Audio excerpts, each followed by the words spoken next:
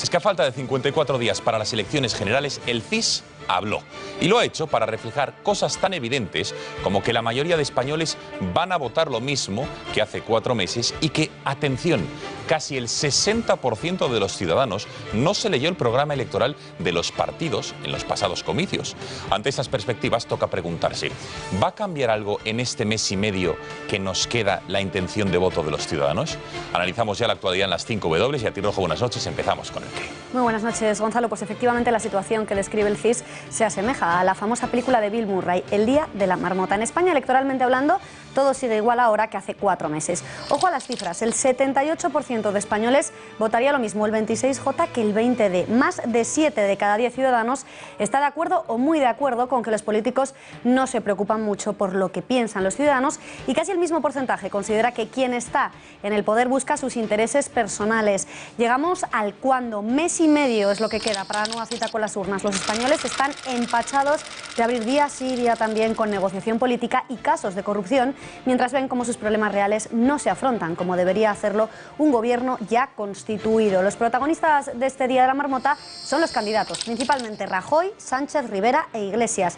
Tras una extensa campaña y 4 meses de negociaciones infructuosas, mucho tendría que cambiar la cosa para que propusieran una campaña en positivo que ilusionase a los ciudadanos y que sacase a los españoles del tedio en el que la clase política les ha sumergido. Porque no nos engañemos, el ciudadano de a pie está aburrido, harto de tanto paripé y de la poca capacidad de diálogo entre partidos. Si el CIS refleja que un 56% de ciudadanos no leyó los programas de los partidos y que solo un 30% vio los debates entre Rajoy y Sánchez, la situación de tedio antes mencionada hará que a buen seguro estos porcentajes disminuyan, y ello, no les quepa duda, hará que la participación también baje, o lo que es lo mismo, que la abstención suba, Gonzalo. Ante esta situación, ¿qué cabe esperar? ¿Qué hacer? ¿Se puede involucrar a la ciudadanía y recuperar su ilusión de cara al 26 de junio? Lo vemos en el editorial con Eduardo García Serrano.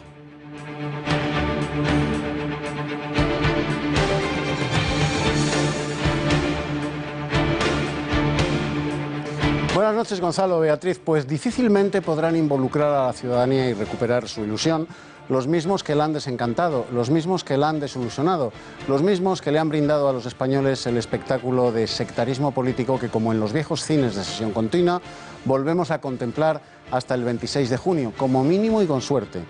El pueblo español volverá a las urnas sin fe y sin esperanza, votará por inercia y con miedo, que es como se vota siempre que lo hacemos no a favor de, sino en contra de.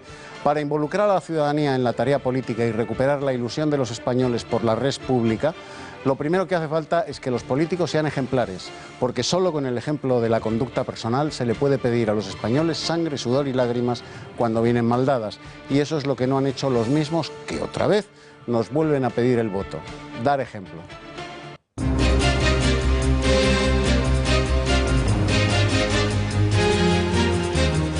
Detención de 4 terroristas islamistas por parte de la policía en Madrid. Están acusados de difundir propaganda yihadista y de captar y radicalizar a miembros para la yihad.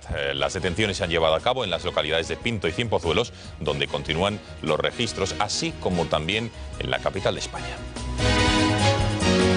10 personas han muerto en las carreteras españolas en los 9 accidentes de tráfico ocurridos desde que el pasado viernes diera comienzo la operación especial del Puente de Mayo. Además, en estos mismos siniestros, 8 personas han resultado heridas, según ha informado la Dirección General de Tráfico. El consumo de cerveza ha alcanzado su máximo histórico en España en el año pasado, superando, atención, los 3.500 litros, un 3,2% más que en el mismo periodo del año anterior. Sin embargo, la situación del tabaco es la contraria. La estadística que maneja el Ministerio de Hacienda refleja que el año pasado se vendieron 2.100 millones de cajetillas de tabaco, la cifra más baja, atención, desde el año 1995, es decir, hace 21 años. Datos que se suman a los conocidos hoy sobre nutrición. El 40% de la población española entre 25 y 64 años de edad padece sobrepeso y un 21,6% es obesa. ¿Y si Donald Trump lograra derrotar a Hillary Clinton? Una encuesta confirma esta tendencia, irá como ganador a Trump, pero el promedio otorga una ventaja de 7,3 puntos a la candidata demócrata. Habrá sorpresa final. Cuando llegamos al Ecuador de las primarias y con los estados más importantes aún en juego, analizamos las posibilidades de los candidatos, tanto republicano como demócrata, para llegar a la Casa Blanca. A partir de las 9 menos cuarto no se marchen, porque abordaremos todas las aristas de las elecciones americanas.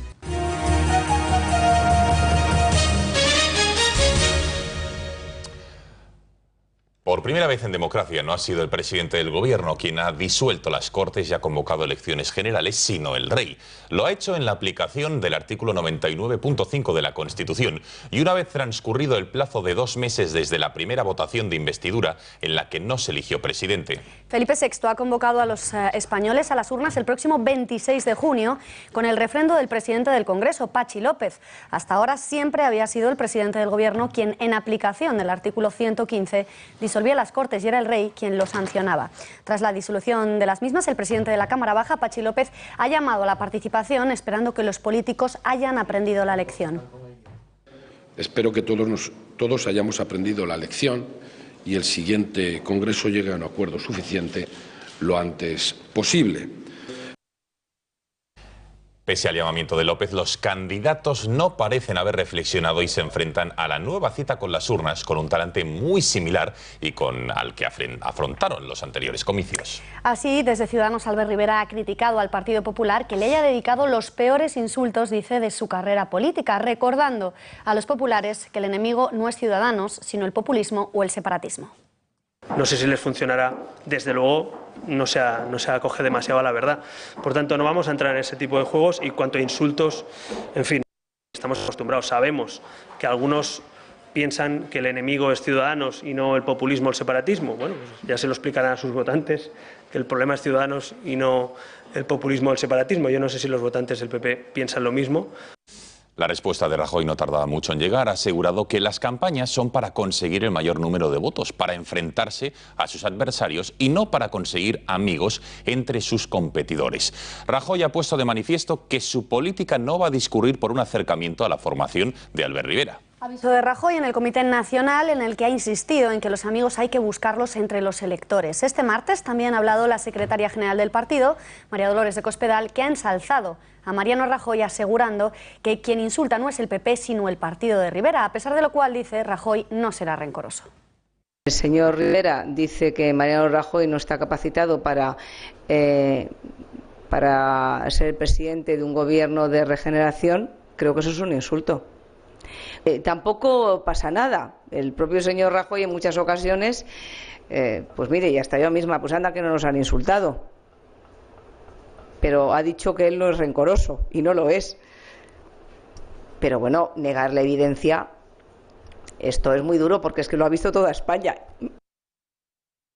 Cruce de acusaciones entre populares y ciudadanos que hemos querido someter al escrutinio de la hemeroteca. ¿Quién insulta más, por llamarlo de alguna manera? ¿El PP o Ciudadanos o la formación de Pablo Iglesias, por ejemplo? Vamos a centrarnos exclusivamente entre la formación naranja y la azul. Señor Rajoy, creo que usted no es creíble para liderar esta nueva etapa política. Y yo invito a todos los votantes del Partido Popular y a muchos de sus dirigentes, que me consta que también quieren sumarse a esta nueva etapa política. Me refiero a la solemnísima firma de un acuerdo de muy limitada relevancia, pero que se ha presentado sin el menor sentido del ridículo, como una escenografía. El principal rival hoy de Mariano Rajoy es el PP de Mariano Rajoy, es decir, estoy convencido de que el Partido Popular, que gobierna con mayoría absoluta, tenía margen para haber hecho muchas cosas que no ha hecho. Que no hay que hacer tampoco experimentos. No es bueno para España que nadie venga al gobierno a aprender. Que es muy difícil que Rajoy abandere una nueva etapa de regeneración y lucha contra la corrupción, porque no la ha hecho en su partido en estos años que ha presidido, que lleva prácticamente una década, ¿no? Por tanto, en ese sentido, efectivamente, creo que no lo puede encabezar. Y no hagamos o prestemos atención a los cantos de sirena.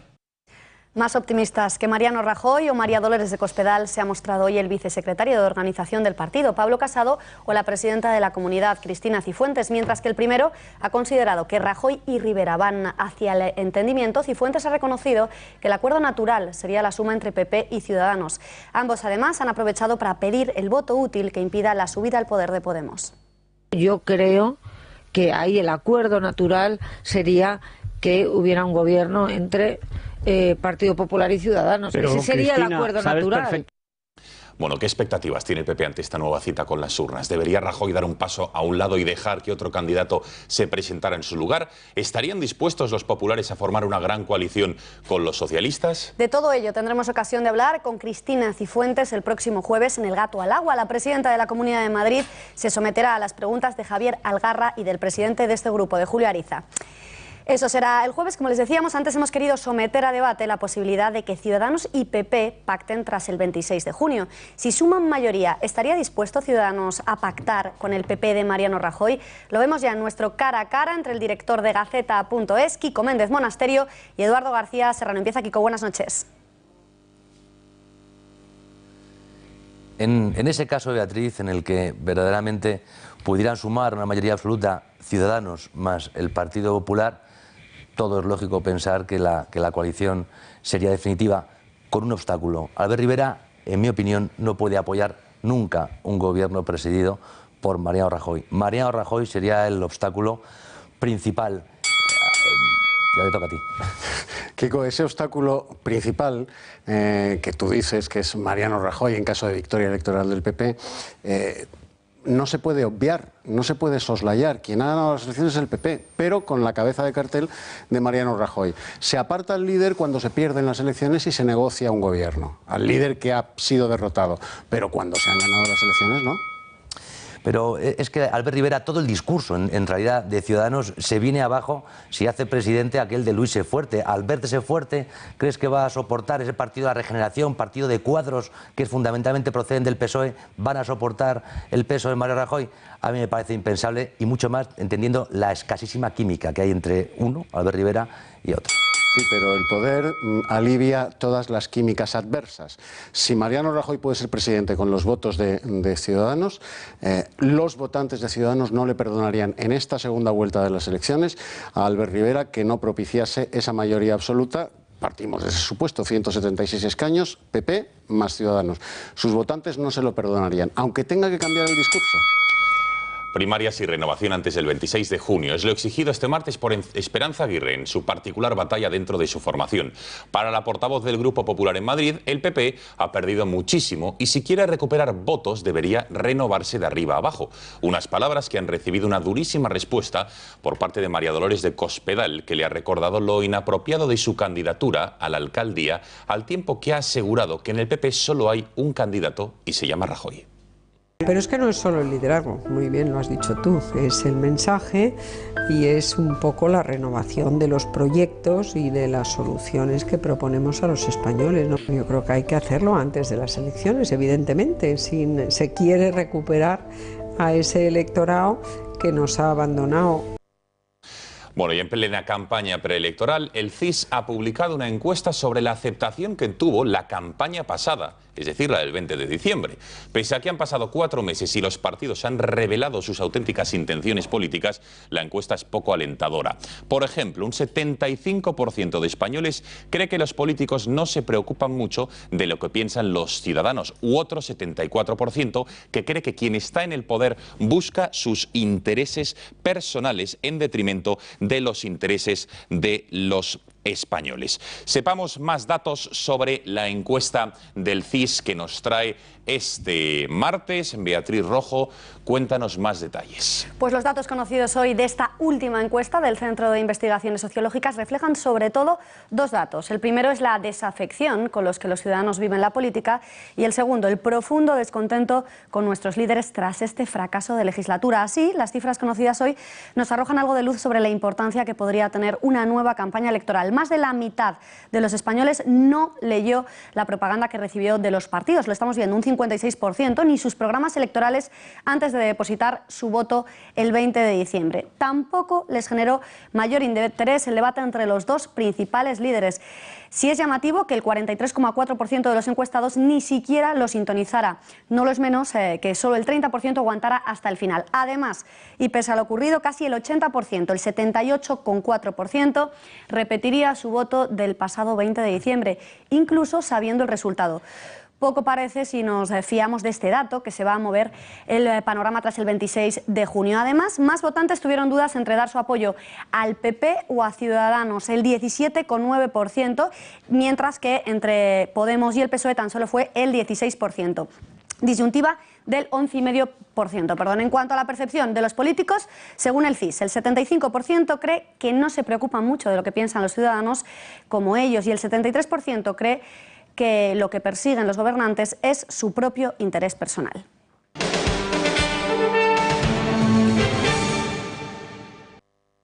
Tras la reunión de la cúpula del PP de esta mañana, la secretaria general del partido asegura que ve muy difícil que tras el 26 de junio se produzca una nueva situación de bloqueo en nuestro país, como la que a su juicio ha provocado el PSOE, negándose a dialogar con el PP durante los últimos meses. Dice María Dolores de Cospedal que los españoles no entenderían que esto se produjera otra vez.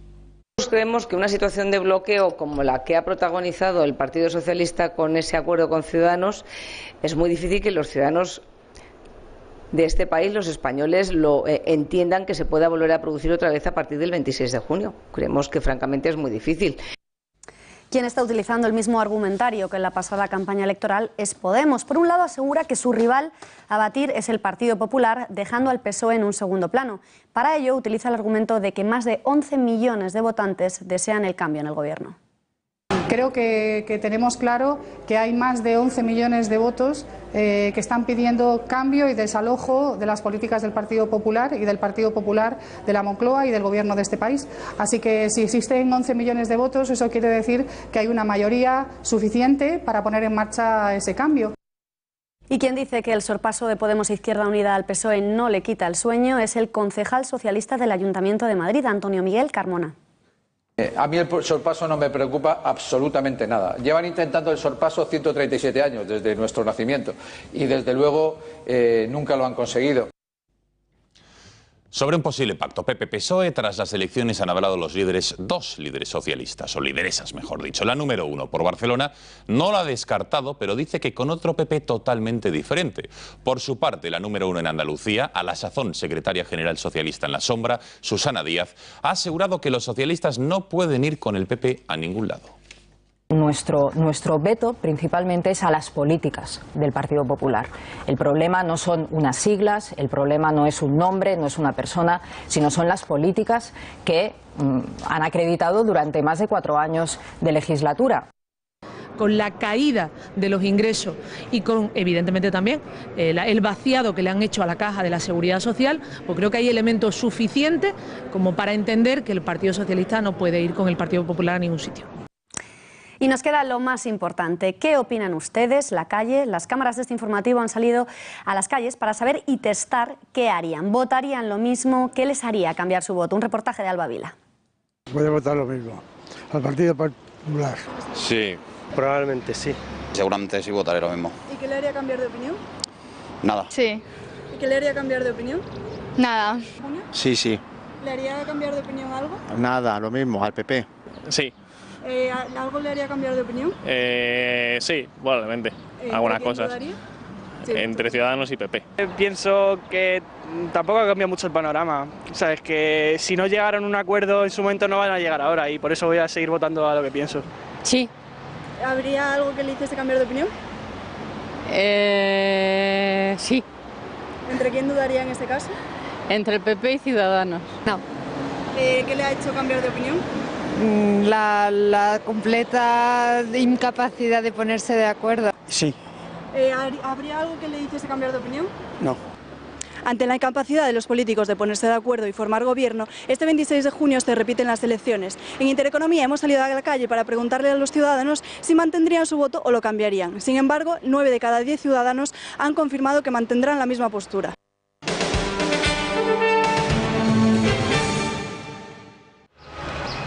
Nos vamos hasta Cataluña, en plena resaca por la paralización que ha hecho el TC al Tribunal Constitucional sobre 3 leyes aprobadas por la Generalitat el pasado mes relativas a la gravación de las viviendas vacías, otras sobre los gobiernos locales y una última sobre la igualdad entre hombres y mujeres. El vicepresidente catalán, Oriol Junqueras, ha asegurado que las elecciones generales no van a parar los pies a los separatistas y van a aprobar los presupuestos. Estamos convencidos que la campaña electoral de las elecciones generales no interfiere y no condiciona en ningún aspecto el calendario de la aprobación de los presupuestos en Cataluña. Quien ha recibido el mensaje de Esquerra de una manera nítida es Artur Mas. Tras el no de los republicanos acudir de la mano de Convergencia a las elecciones generales siendo Mas candidato, es el expresidente Mas. Mas ha lamentado la actitud de Esquerra, asegurando que no todos pueden pretender que todo el mundo dé el mismo valor a la unidad. Si nos tenemos que volver a presentar, como es el caso, a unas futuras elecciones generales el 26 de junio, recuperaríamos el nombre de Convergencia. La persona candidata a presidir nuestro grupo en Madrid, en las Cortes, va a someterse a un proceso de primarias, en el caso de que haya más de un candidato o candidata. Nuevas declaraciones polémicas de Arnaldo Otegi. El portavoz de Batasuna ha vuelto a realizar un llamamiento a los presos de ETA para que aprovechen, dice, todos los resquicios para lograr salir de prisión, porque cada recluso fuera de las cárceles, dice, es un triunfo para ese pueblo. Otegi sigue con su campaña de defensa a ultranza de los presos de ETA, a los que sigue calificando de secuestrados políticos y a los que recomienda que se acojan a los beneficios penitenciarios para facilitar su salida de las cárceles. El político Batasuna acusa a España y a Francia de utilizar los presos para enredarnos, causar frustración y humillar. Por tanto, el voto más radical, el voto que más daño hace, el voto que pone en cuestión el sistema de la nación es el voto independentista en las naciones periféricas del Estado. Si no hay independentismo fuerte también en el Congreso de los Diputados, las cosas van a ser mucho más difíciles, también para los presos. Desde el Gobierno, el ministro de Justicia en funciones, Rafael Catalá, ha considerado inimaginable que Arnaldo Otegi pueda ser candidato al Endacari porque, a su juicio, simboliza lo peor de la historia de la España más reciente. Es imaginable pensar que pueda estar representado en un Parlamento donde es la sede de la soberanía nacional una persona condenada por un delito de colaboración con banda terrorista, que además de eso simboliza, el señor Otegi simboliza lo peor de nuestra historia reciente en la presencia del terrorismo en la sociedad española y en la sociedad vasca. Eduardo, vamos a ver, ¿qué es lo que pretende Otegi haciendo este tipo de mensajes y haciendo revivir de alguna manera a las víctimas el sufrimiento que durante tantos años han tenido que padecer y que están intentando enterrar? ¿Qué pretende? Blanquearse él y blanquear a ETA y a sus presos. Cada vez que Otegi habla, vomita veneno sobre las víctimas de ETA. Sus palabras muerden como las alimañas despedazan la carroña. Dice Otegi que los presos de ETA son secuestrados políticos. Los terroristas encarcelados purgan sus crímenes privados de libertad en cárceles donde tienen todas sus necesidades primordiales cubiertas. Disfrutan de atención médica, reciben visitas, retozan con sus mujeres en los vis-a-vis, van al gimnasio y a la biblioteca, pocos, e incluso hacen una carrera universitaria. Pocos también. El etarra Otegi estaba especializado en secuestrar víctimas para extorsionar a ellas, a sus familias y a España. Si de verdad quiere saber Otegi cómo se siente un secuestrado, que se meta 532 días en el zulo cruel e infecto en el que sus compañeros de ETA tuvieron a José Antonio Ortega Lara.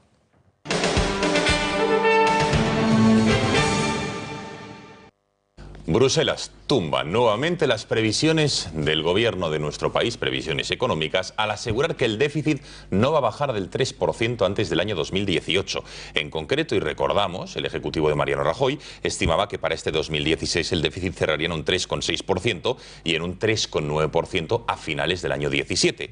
Pues bien, Bruselas ha rebajado las previsiones de crecimiento en 3 décimas para este año y otras 2 décimas para el año que viene. Es decir, que 2017 se cerraría por encima del 3%, en concreto en el 3,1%. No es la primera vez que España y Bruselas chocan a causa de diferentes previsiones de déficit. Ya en octubre de 2015 la Comisión Europea expresó sus dudas sobre el objetivo de déficit del 4,2%, reflejado en los presupuestos generales del Estado de ese año. Dudas que provocaron la insinuación por parte de Rafael Hernando de que detrás del pesimismo de Bruselas se ocultaba el deseo de Moscovici de dañar al gobierno de Mariano Rajoy a causa de su militancia socialista. Más asuntos porque la mujer de Miguel Ángel Arias Cañete, el comisario europeo y exministro de Agricultura en nuestro país, pues su exmujer, Micaela Domecq, se acogió a la amnistía fiscal aprobada por el gobierno del PP, siendo este uno de los titulares en el Ejecutivo de Rajoy. Una nueva filtración de la agencia tributaria publicada por un medio de comunicación. Según confirman fuentes de la agencia tributaria desde Hacienda, ya habrían enviado sus datos al Servicio de Prevención de Blanqueo de Capitales para que investigue el origen del dinero. El nombre de Micaela Domecq, hay que recordar, ya aparecía en los papeles de Panamá. Arias Cañete se ha desmarcado tajantemente de los negocios de su esposa, afirmando que desconoce si se acogió o no a la amnistía de Montoro. Yo el primer dato lo desconozco, se lo tengo que decir. Yo los datos privados fiscales de las personas no los conozco. Yo el primer dato lo desconozco. Entonces no se lo voy a dar por bueno porque lo desconozco. Sí, dice el ministro de Justicia que si se acogió a la amnistía para ponerse al día en sus obligaciones fiscales, bienvenido sea. Es la opinión de Rafael Catalá, quien más allá de lo ético o no de acogerse a la misma, ha puesto el foco sobre la filtración de los datos. Y si lo que ha hecho es ponerse al día en sus obligaciones fiscales, pues, en fin, bienvenido sea. Seguro que si hay algún tipo de irregularidad fiscal, hipotéticamente la agencia tributaria la investigará. En el extremo opuesto se sitúa la oposición, que califica el comportamiento de Domecq de vergonzoso. Desde Ciudadanos, Albert Rivera ha exigido explicaciones al PP sobre la amnistía fiscal, mientras que desde Podemos han arremetido directamente contra esta práctica como un lavado de dinero que no acaba con la corrupción. Es que ha hecho el Gobierno en los últimos 4 años con mayoría absoluta para luchar contra el fraude fiscal. Yo lo único que he visto es una amnistía fiscal. Por tanto, yo sigo pensando que el Gobierno tiene que comparecer, tenía que comparecer. Sigo pensando que esta Cámara pues estaba en marcha y ahora tiene además una Diputación permanente. Y sigo pensando que no tiene sentido tener un Gobierno en funciones desaparecido. Fiscales, o mejor dicho, lavaderos de dinero, amnistías fiscales y, en definitiva, una estructura de corrupción que afecta no solamente al Partido Popular, sino que amenaza al funcionamiento de la democracia en su conjunto en nuestro país. Eduardo, ¿se debe poner el foco en lo inmoral de acogerse a una amnistía fiscal o en la filtración de datos por parte de la agencia tributaria? En ambas cosas, Beatriz, en ambas cosas. Vamos a ver, la concesión de una amnistía implica siempre la previa comisión de un delito. Todo amnistiado es, por lo tanto, un delincuente bendecido con el perdón del Estado. Con el perdón interesado del Estado que busca, con su potestad de otorgar gracia, conseguir un bien posible a través de un mal menor que siempre resulta agraviante para las víctimas del delito y del delincuente amnistiado. La mujer de Arias Cañete se acogió a la amnistía fiscal otorgada por el Gobierno del Partido Popular, siendo ministro su marido, lo cual es especialmente agraviante, ya que, en su caso, no es aventurado conjeturar que estuvo especialmente arropada. Hasta ahora que su marido ya no es ministro y que quizá por eso ha salido retratada en los papeles de Panamá, lo cual, más allá del ilícito moral, no es necesariamente un delito. Pero claro, cuando un delincuente fiscal amnistiado persevera en mantener su fortuna y sus empresas en paraísos fiscales y cuentas opacas, la presunción de inocencia se convierte en una flor retórica que, por supuesto, hay que ofrecerle también al delincuente amnistiado, claro. Un segundo, Eduardo, estate pendiente porque esta información te va a interesar, ya verás.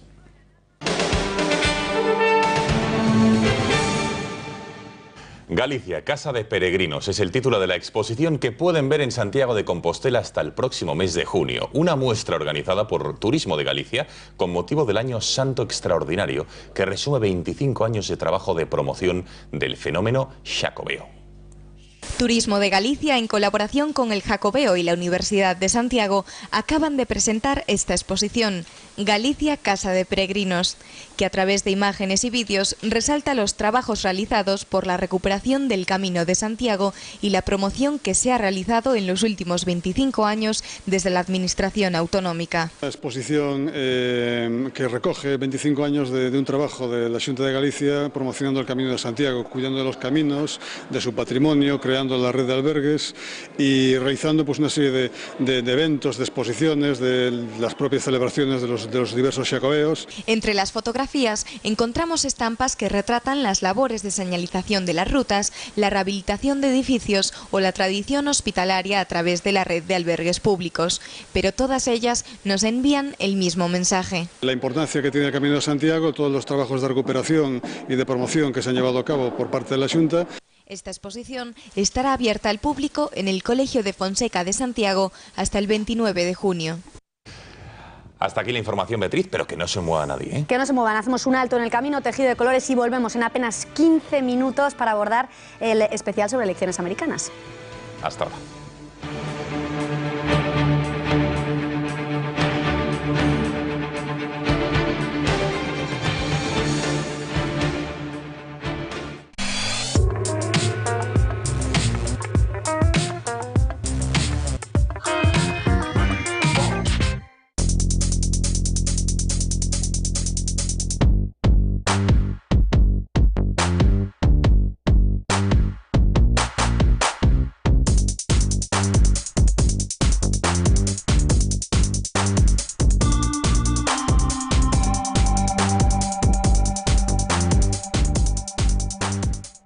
Nos encontramos en la plaza de Santa Ana, en pleno barrio de las Letras, por donde Cervantes paseaba o compraba el pan. Aquí se encuentra el Palacio de Santoña, en la calle Huertas 13, un edificio representativo de su época. Data de 1600, aunque fue en 1874 cuando lo adquirió el duque de Santoña, transformándolo en lo que es hoy en día, el último vestigio de la suntuosidad y exquisitez de la burguesía de España.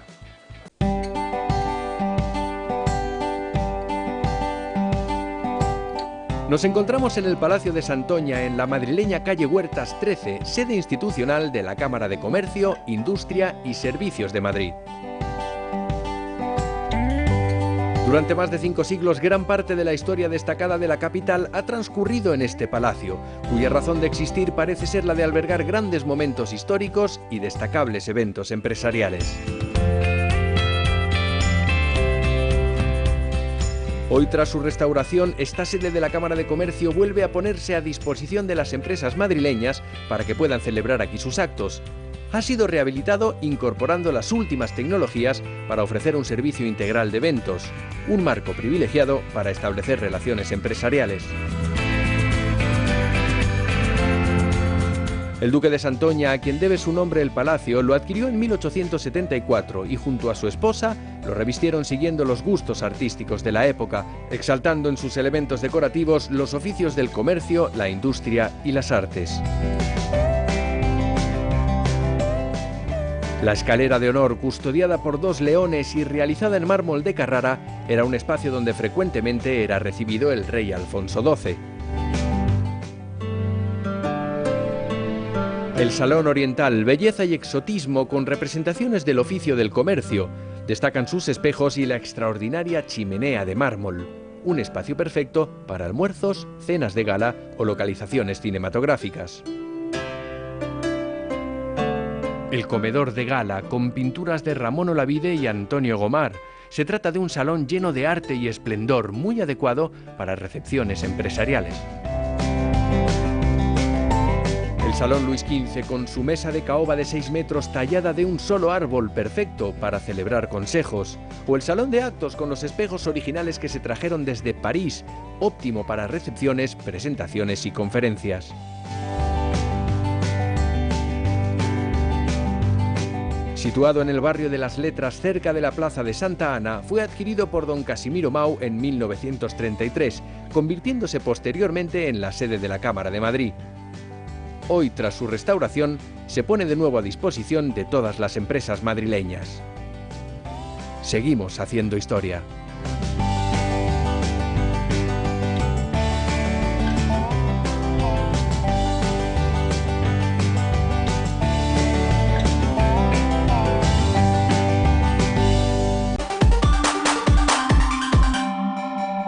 Uno de los sectores donde se producen mayores conflictos entre las partes contratadas es en el de alquiler de viviendas y locales. Ahí hubo una demanda de mercado que Agencia Negociadora del Alquiler supo capitalizar muy bien. Su valor, el rigor y el análisis profundo de cada caso. Su ventaja, ellos pagan el alquiler si falla el inquilino.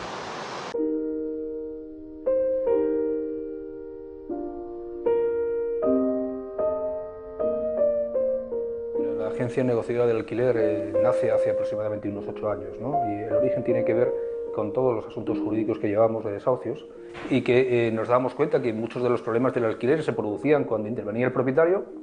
Pues tomamos la decisión de ofrecer al propietario el servicio de representarles en su toma de decisiones y a la vez responsabilizarlos de la gestión que hacíamos, con lo cual aquí ganábamos todos, el propietario y nosotros. Ese es un poco el embrión y el origen de la Agencia Negociadora del Alquiler.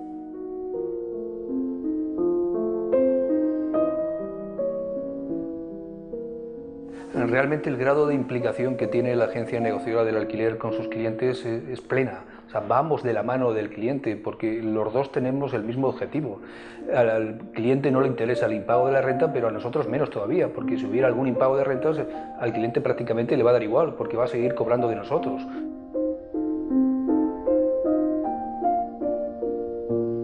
Los seguros de impago de rentas, cuando te das cuenta de las carencias y franquicias que aplican, te das cuenta que al final aseguran muy poca renta. No intervienen en la gestión del alquiler, en lo que es la propia gestión. Y resulta que es en esa propia gestión donde se producen la mayoría de los problemas, porque de ahí es donde surgen, digamos, esas chispas que hacen que crean una tensión entre arrendador y arrendatario.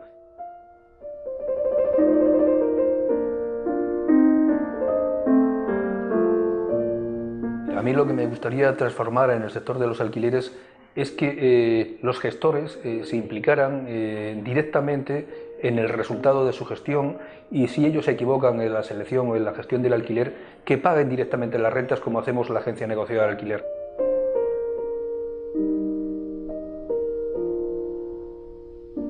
En muchos casos llegas a un grado en que una persona a lo mejor tiene una vivienda y te la deja, ves que lo hace bien y te da otra, te recomienda, nos dan 15, nos dan 20 del mismo propietario, y claro, cuando eso ocurre resulta que te das cuenta que estamos ofreciendo algo que no estaba en el mercado y que la gente lo demanda fielmente, y es un poco que en ese momento es cuando dices, bueno, hombre, te pones contento, tienes que estar aquí para ofrecer estas cosas.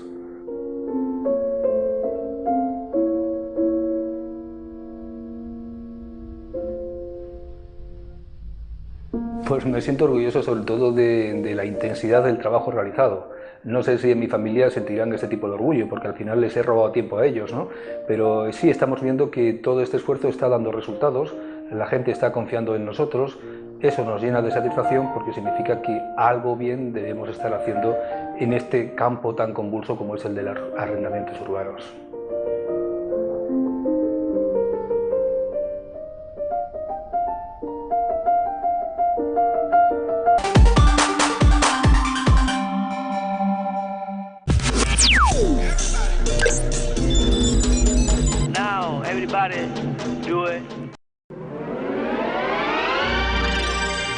Volvemos en 2 minutos. Ah, nuestro maravilloso pulgar oponible. Aquel que nos ayuda a descubrir nuevas experiencias. Es nuestro pequeño héroe y como tal, protejámoslo de la nueva gama El Grill del Pozo. Lomo, jamón y pollo para disfrutar en frío o en caliente, con un sabor tan intenso que deberías pensar si quieres compartirlo. Estoy pensando en alquilar mi vivienda, pero me da tanto miedo. ¿Y si no me pagan? ¿Y si se retrasan los pagos? ¿Y si me destrozan la vivienda? Si hubiera algún gestor que me pagara las rentas en lugar del inquilino despreocupándome de todo... Somos la única empresa del mercado cuyo grado de implicación en la gestión del alquiler llega hasta el punto de pagar directamente y sin ningún retraso a los propietarios las rentas de los inquilinos a los que seleccionamos. Agencia negociadora del alquiler, el alquiler sin riesgos. Porque nuestro conocimiento es su seguridad. Si tiene un coche automático, déle el mejor cuidado en Automatic. Hacemos el mantenimiento y reparación de su cambio automático. Tú conducirás más tranquilo, ellos más seguros. Automatic, expertos en cambios automáticos.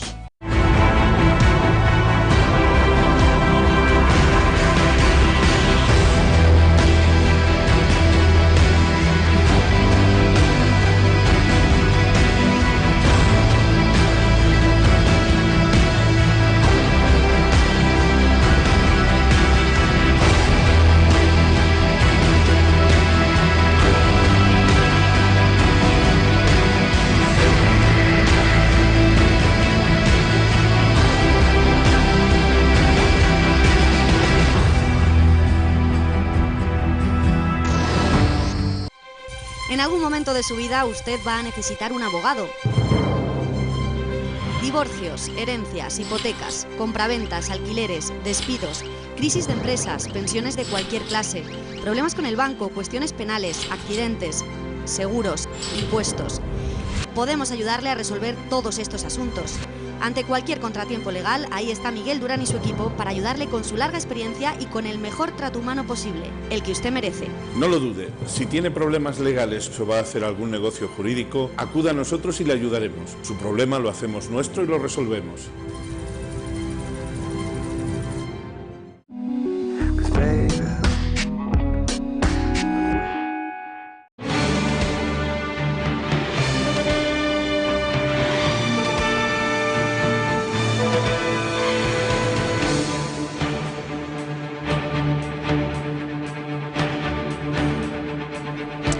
Muy buenas noches, aquí seguimos, abrimos ya página de este especial informativo sobre las elecciones en Estados Unidos, porque ni más ni menos, y les digo, con calculadora en mano, quedan 6 meses y 5 días para el martes 8 de noviembre de este año 2016, donde se va a elegir al próximo presidente de lo que sin duda todavía es la primera potencia mundial. ¿Quién va a ser el candidato del Partido Republicano? ¿Quién va a ser el candidato del Partido Demócrata? Todavía no se sabe. Y de ello vamos a hablar esta noche aquí en este especial informativo, porque sin lugar a dudas los dos principales y los dos favoritos son Donald Trump en el bando republicano, si es que se le puede considerar republicano, y Hillary Clinton en el demócrata. Y atención a una encuesta que se ha publicado hoy por Rasmussen, que es un centro, digamos, sociológico estadounidense, que dice que por primera vez Donald Trump toma la delantera en intención de voto a Hillary Clinton. Es decir, que si hoy o la semana pasada, momento en el que se celebró esta encuesta, se celebrasen las elecciones estadounidenses, Trump ganaría por 2 puntos la presidencia del país norteamericano a Hillary Clinton. Y atención a otra de las encuestas que hoy también hemos conocido, en este caso de la CNN y de ORC, donde dan por sentado los que han sido sometidos a esta pregunta, que tanto Trump como Clinton van a ser, sin lugar a dudas, un 84% y un 85%, los candidatos de sendos partidos en la nominación del próximo mes de junio.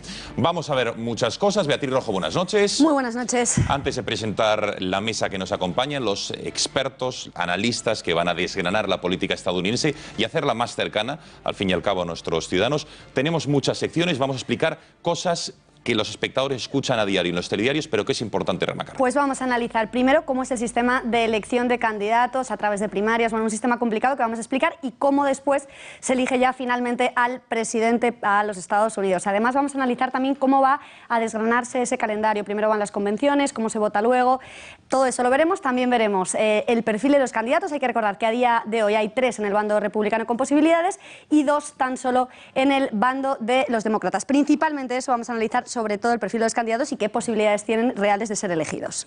Muchísimas gracias, Beatriz. Presentamos ya la mesa que nos va a acompañar esta noche. En la extrema derecha, José Carlos Rodríguez, que es periodista, experto en asuntos internacionales, que no por ello geográfica. Sí, efectivamente. Buenas noches, José Carlos. Muy buenas noches, Gonzalo. También nos acompaña el presidente de Más Consulting, también conocido por todos ustedes, Daniel Ureña, quien ya saludamos. Daniel, muy buenas noches. ¿Qué tal? Buenas noches. Gracias por estar con nosotros. Y Carlos Esteban, también analista internacional, que por fin una temática que le gusta y en la que dice se va a poder lucir. Don Carlos, buenas noches. Eso lo dice usted. Pero queda bien, don Carlos, queda bien. Bueno, a los 3. Primera cuestión que nos gustaría para centrar el tiro. Hemos visto las encuestas que por primera vez Hillary Clinton puede estar